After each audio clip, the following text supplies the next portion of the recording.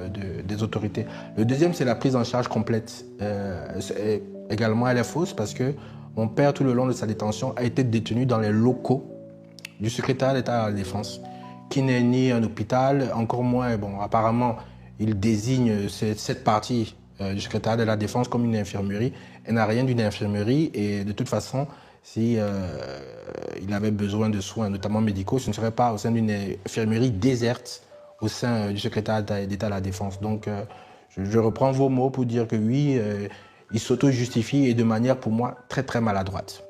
Justement, on a évoqué le fait qu'il n'avait pas le matériel médical dont il avait besoin et que ce matériel lui a été enlevé volontairement. Est-ce que vous confirmez? Tout à fait. C'est-à-dire, c'est vrai qu'au niveau de la presse, on s'est beaucoup focalisé sur un extracteur d'oxygène, mais c'est un ensemble de dispositifs médicaux qui lui permettaient de gérer sa maladie au quotidien.